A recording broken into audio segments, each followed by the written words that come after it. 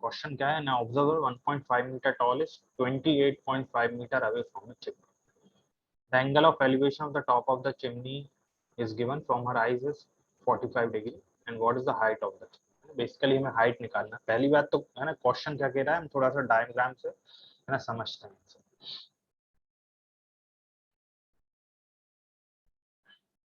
क्या बोल रहा है, an observer 1.5 metre tall is 28.5 metre away from a chimney. कोई चिमनी गिवन है ना, ठीक है, इस तरह से ना. जो चिमनी देखेंगे फैक्ट्रीज वगैरह में है ना, जो जो भी एग्जॉस्ट वगैरह को निकालने के लिए है ना चिमनीज को का यूज किया जाता है ना. तो लेट से कोई चिमनी गिवन है, ये ए बी क्या मान ली मैंने है ना, चिमनी के. ठीक, ये ग्राउंड. ऑब्जर्वर कितने दूर है, ऑब्जर्वर कितने दूर है, 28.5 मीटर अवे फ्रॉम चिमनी है ना. कोई चिमनी है बेसिकली है ना, बेसिकली चिमनी टावर है ना कुछ भी. हाँ, तो चिमनी से ऑब्जर्वर कितने दूर है, 28.5. यहाँ पे लेट से ऑब्जर्वर की हाइट कितनी दी है, एन ऑब्जर्वर 1.5 मीटर टॉल, यानी कि ये हाइट कितनी दी है 1.5 मीटर, ये है 1.5 मीटर. तो ए बी क्या मान लिया मैंने, चिमनी की हाइट है ए बी है ना. तो लेट से ये है सी और ये डी. सी डी क्या है, ऑब्जर्वर है. डी पॉइंट क्या है उसकी, आई है ना, आई. An observer 1.5 meter tall is this. The angle of elevation of the top of the chimney from her eyes is 45 degree. है ना, eyes से जहाँ पे एंगल ऑफ एलिवेशन गिवन है to the top of the chimney है ना. Top of the chimney मतलब ए point क्या है, it is the top of the chimney. तो ये ए पॉइंट हो गया, ये ए पॉइंट क्या है, टॉप ऑफ द चिमनी. ये क्या है, टॉप ऑफ द चिमनी है. तो एंगल ऑफ एलिवेशन कहाँ से, आई से, ऑब्जर्वर की आई से टॉप, जो बिल्डिंग के टॉप का जो एंगल ऑफ एलिवेशन क्या होता है, एंगल ऑफ एलिवेशन. अच्छा, यहाँ पे लाइन ऑफ साइट क्या हो गई, एडी है ना. एडी क्या हो गई, लाइन ऑफ साइट. और ये हुआ मैंने हॉरिजॉन्टल ड्रॉ किया. और एंगल ऑफ एलिवेशन क्या होता है, इन दोनों लाइनों से जो बनने वाला एंगल. ये क्या गिवन है मुझे, ये गिवन है 45 degree. The angle of elevation of the top of the chimney from her eyes is 45 degree.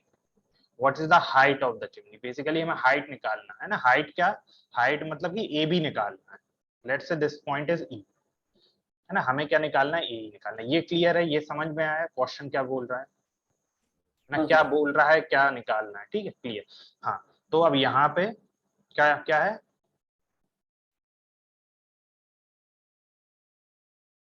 Late A B the height of the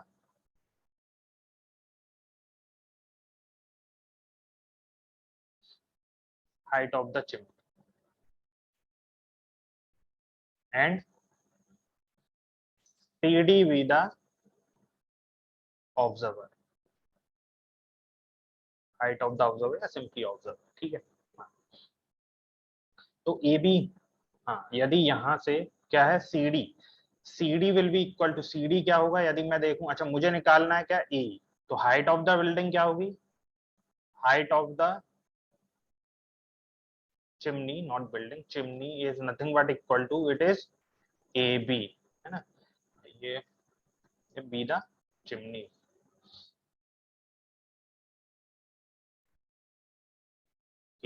AB be the chimney and CD be the observer. तो height of the chimney is AB, which is nothing but equal to AE plus EB.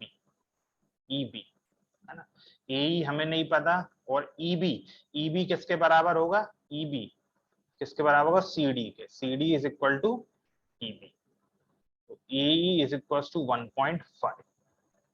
तो AB जो height of the chimney क्या हो गई, AE plus 1.5. लेकिन हमें AE नहीं पता है. Let's say this equation is equation number 1. ए ही नहीं पता, ए ही कैलकुलेट करना है. अच्छा, बीसी गिवन है, तो यहाँ से बीसी और डी क्या होगा, दोनों क्या होंगे, बराबर होंगे. अच्छा, मैं ट्रायंगल कंसीडर करता हूँ. कौन सा triangle, in triangle AED, in triangle AED, जो कि क्या है, राइट एंगल्ड है, राइट एंगल्ड एट ई. ई पे क्या है, राइट एंगल्ड है ना. तो यहाँ पे मैं क्या यूज करता हूँ, मुझे ए ही कैलकुलेट करना है ना. डीई मुझे पता है, डीई क्योंकि इक्वल होगा किसके, बीसी के इक्वल होगा है ना. यहाँ पे मैं लिख देता हूँ hair BC is equal to D which is equal to 28.5 metre. ये अब राइट एंगल ट्रायंगल मुझे ए ही कैलकुलेट करना हो तो मैं कौन सा ट्रिग्नोमेट्रिक रेशियो यूज करूं जिससे कि मैं, है ना, जिसमें डी हो और साथ में ए, क्योंकि डी मुझे पता है ना, और एंगल भी गिवन है तो मैं ए ही क्या कर लूंगा, कैलकुलेट कर लूंगा। ऐसा कौन सा ट्रिग्नोमेट्रिक रेशियो जिसमें मुझे, है ना, एंगल यदि 45 कंसीडर करूं तो मुझे ए और डी मिल जाए, मतलब अपोजिट अपॉन एडजेसेंट मिल जाए। तो वो कौन सा होगा, मैं क्या लूंगा, tan 45 degree. tan 45, tan of any angle क्या होता है, अपोजिट अपॉन एडजेसेंट। 45 डिग्री का अपोजिट है ए ई और एडजेसेंट है डी। ए मुझे क्या करना है, कैलकुलेट करना। tan 45 कितना होता है, 1। tan 45 होता है 1। ए मुझे कैलकुलेट करना है, डी क्या है 28.5।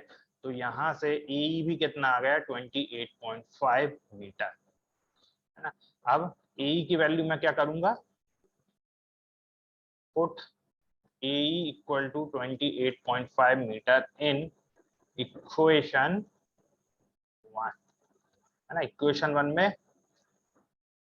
पुट करूंगा तो ए बी इक्वल टू क्या है इक्वेशन में, A plus 1.5, so it would be 28.5 plus 1.5 जो कि हो जाएगा 30 मीटर। तो यहाँ से मेरा ए बी की लेंथ क्या आ गई, ए बी की हाइट क्या आ गई, A B equal to 30 metre. Therefore, the required length of the height of the chimney is, required height of the chimney is 30 metre. Clear है वेदा, कोई डाउट इसमें? हाँ सर क्लियर है। क्लियर है, ठीक। एक और क्वेश्चन हम देखते हैं, है ना, एक क्वेश्चन और देखते हैं, है ना, जिसमें हम एंगल ऑफ डिप्रेशन का, अभी हमने इस क्वेश्चन में हमें एंगल ऑफ एलिवेशन था, है ना। Angle of elevation last class में हमने देखा था, एक बार थोड़ा सा रिवाइज कर लेते हैं क्या क्या था। लाइन ऑफ साइट हमने देखी क्या थी, line drawn from the eye of an observer to the point in the object viewed by the, है ना, आई से लेके जिस पॉइंट को मैं देख रहा हूँ, है ना, उस पॉइंट को जोड़ने वाली लाइन, उस पॉइंट को और मेरी आई को जोड़ने वाली लाइन को क्या बोलेंगे, लाइन ऑफ साइट। ये हमने देखा था, दो केसेस देखे थे, एंगल ऑफ एलिवेशन का और angle of depression. Angle of elevation दोनों ही क्या होते हैं, angle between the line of site and between angle between the line of site and horizontal, है ना। यदि line of side above the horizontal है तो मुझे मिलेगा एंगल ऑफ एलिवेशन, और line of side below the horizontal है तो एंगल ऑफ डिप्रेशन। बेसिकली यदि मैं ऊपर देख रहा हूँ, है ना, यदि मैं अपने हेड को रेस कर रहा हूँ तो मुझे एंगल ऑफ एलिवेशन मिलेगा, अगर, है ना, अगर मैं जो हेड को अगर, है ना, लो कर रहा हूँ तो इसका मतलब क्या है, मुझे मिलेगा एंगल ऑफ डिप्रेशन। ठीक है, हमने ये क्वेश्चन देखा, यहाँ पे एंगल ऑफ एलिवेशन था। एक क्वेश्चन देखते हैं जिसमें एंगल ऑफ डिप्रेशन से रिलेटेड क्वेश्चन देखते हैं। तो क्वेश्चन क्या है, क्वेश्चन कहता है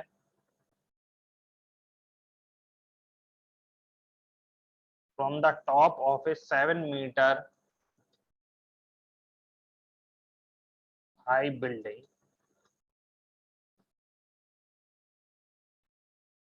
the angle of elevation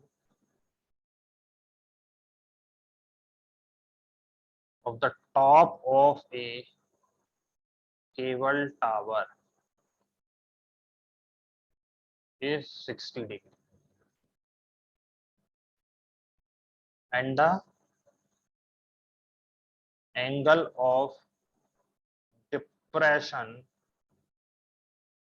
of its foot, angle of depression of its foot is 45 degree। Angle of elevation given है और एंगल ऑफ डिप्रेशन दोनों गिवन है।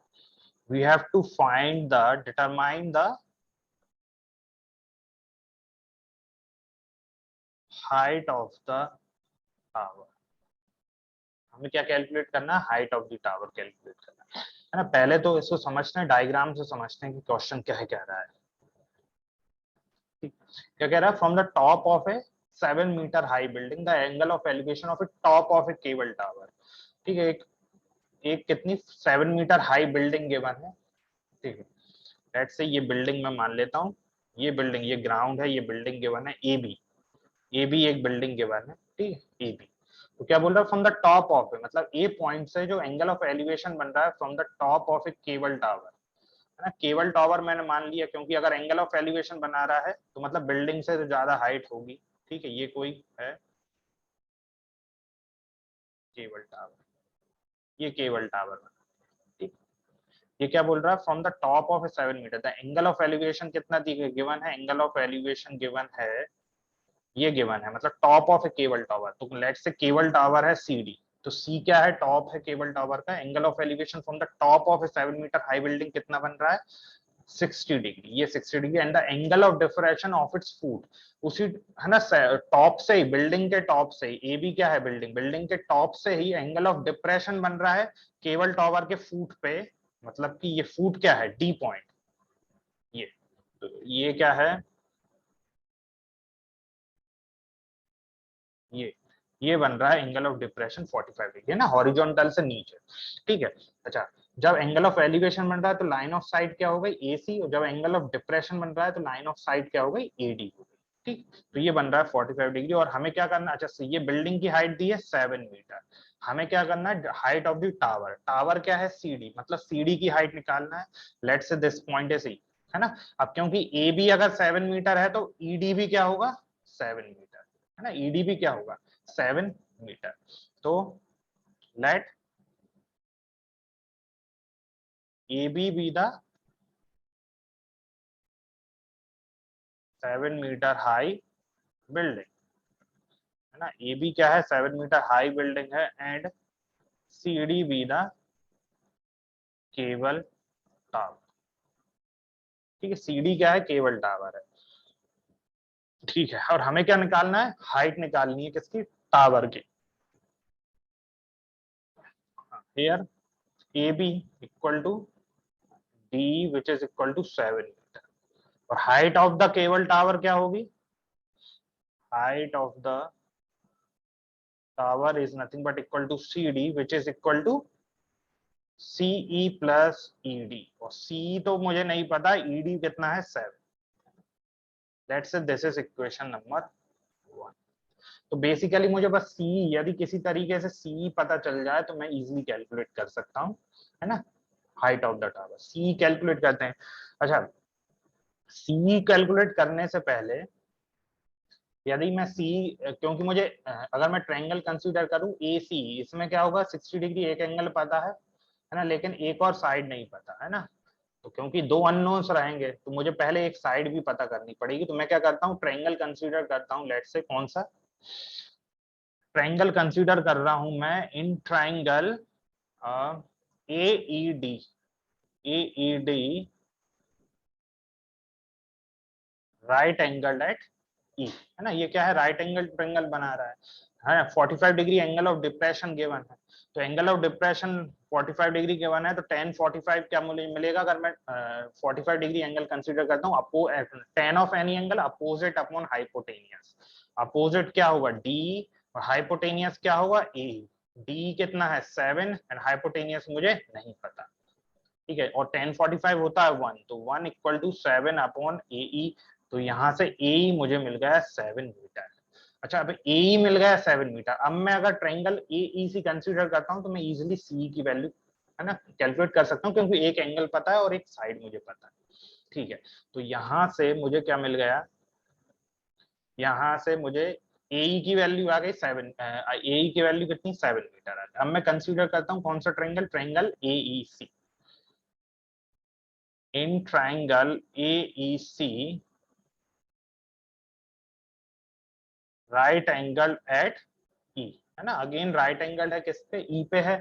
हाँ, यहाँ पे मैं क्या करता हूँ, मुझे CE निकालना है, AE मुझे पता है, तो मैं कौन सा ट्रिग्नोमेट्रिक रेशियो यूज करूंगा जिसमें ये दोनों साइड है ना, तो वो कौन सा होगा, tan होगा, है ना, tan 60, tan of any angle opposite upon hypotenuse, opposite है C एंड हाइपोटेनियस है A।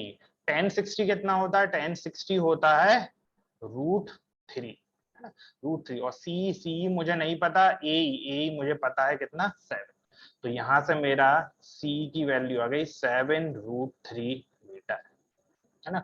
अब मुझे क्या पता है, सी भी पता है, ईडी भी पता है, तो हाइट ऑफ द टावर में इजी कैलकुलेट कर सकता हूँ। So by equation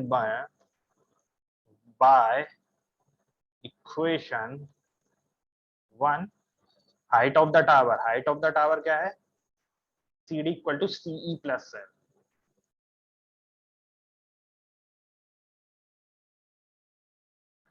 height of the tower equal to CD equal to CE plus 7 and C कितना है 7√3 plus 7, है ना। अब हमको क्या है, इसको पूरा सॉल्व नहीं करना, अगर बाय चांस क्वेश्चन में अगर गिवन है √3 की वैल्यू लेनी है 1.7 या जो भी गिवन है, तो ही हमें है ना इरेशनल नंबर्स को कैलकुलेट करना है और अप्रोक्सीमेट वैल्यू बता देनी है ना। अगर नहीं गिवन है तो सीधा हम इरेशनल इसी फॉर्म में हम लिख सकते हैं, इरेशनल के फॉर्म में। तो यहाँ से बस थोड़ा सा सिंप्लीफाई करके, जैसे 7 कॉमन लूंगा तो क्या आएगा 7 इंटू √3 प्लस 1 मीटर। यही क्या हो गई मेरी required length of the, therefore the required height of the tower is 7 into √3 plus 1 meter. So this is the required height of the tower.